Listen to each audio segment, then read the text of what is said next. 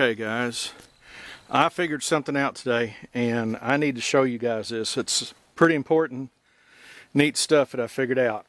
I'm working on my old Murray that I've had for 30-something years, and right here is the brake pad. It goes right up in there, and as you can see, it's a goner. Well, I ordered one. You got to measure. It's the cup. You got to measure. You know, you go from side to side. And I measured it, and here's the box. It's a 4.5. And I've been trying to get that booger on there and to get it to work. And then all of a sudden it struck me.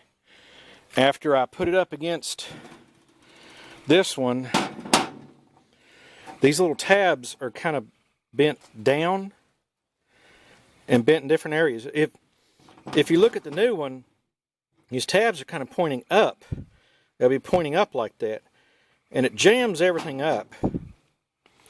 And so what I did is I took a drill bit, I stuck it in there, and I put this in a vise, and I bent these tabs down, tapping it with a hammer. And this drill bit is,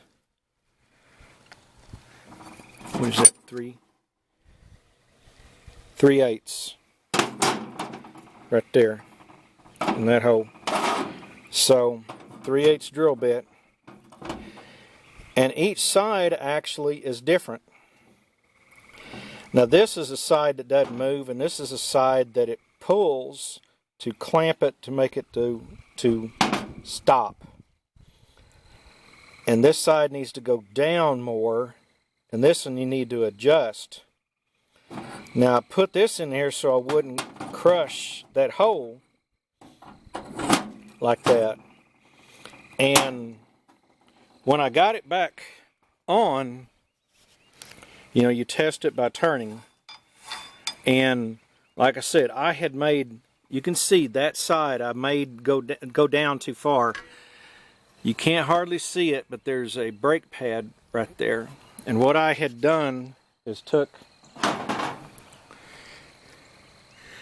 a chisel, and I moved that back up, and I kind of moved it around to where I got this to where it'll roll pretty decently. Now you're all seeing this kind of cattywomper. I got this back bearing out. The front bearing is in. The back bearing is right here, and you roll it in your fingers, and it's rougher than a cob. So I'm gonna go get new bearings. These are industrial bearings, and that's how I get long life out of them. Old cheap bearings that you run in all these wheels will just give you heartache. I run these good ones, and this one is out. The inside one takes the most abuse because you got the chain, you got the brake on it. Takes the most abuse. I'm still contemplating about putting some pillow blocks and putting a axle underneath so both wheels will turn. I'll put the brake on one side and the power on one side, on this side. Still thinking about it. But anyhow, it was a revelation to me to get this brake system going, because you want this to turn as freely as possible, but yet when that bar pulls, it locks up. And I finally figured it out after all this time. Now, that little hole where my finger is where a cotter pin goes through, and the same right there. There's a lip right there that holds this in. And even though they're cheap, they do work. And this is only one brake on this thing. That's where I was thinking about the axle. But doing the axle would be a lot of work and stuff. But this is my education for you guys, is you're going to have to adjust these tabs here and here to get this brake on. Now here was the thing. When I slide this unit on, I put this onto this wheel, this cup, and I put it over that pin and started sliding, get up to a certain point, and I put it over this pin and slide it in and work and get it all the way in. It's a booger to replace these brakes. It really is. But I'm trying to get everything ready so these heathens can, we do, on Memorial Day, we have a family get together, and a bunch of heathens come up and run the go-karts, and I'm trying to get them ready.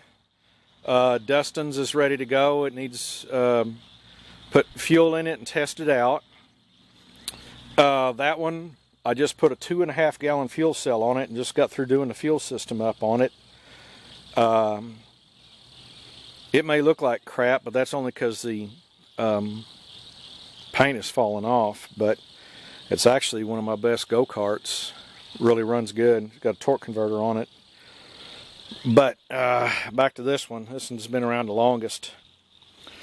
But man, I was fighting. I've been fighting for 2 or 3 days to get this brake system going, and I finally figured it out. And I'm like, man, I got to share that with everybody.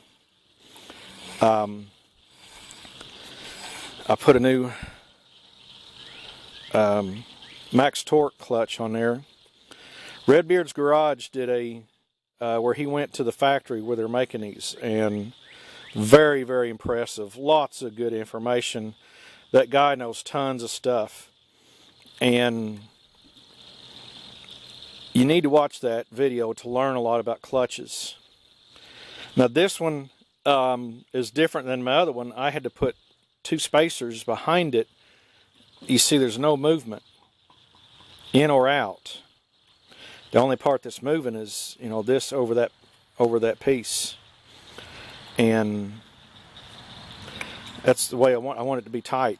That way it's, you know, it's not jamming up nothing. And the chain has maximum life. This, I'm going to go ahead and cut a new chain. I oiled that one down and worked with it, and I think it's seen better days. But back to the brake system, I figured this out. And it's a matter of bending these tabs right here. You can see that this tab right here, it's the stationary one, and it sticks up taller. You can adjust it by taking the chisel. And I know this looks kind of like brute force, but right here is an adjustment point.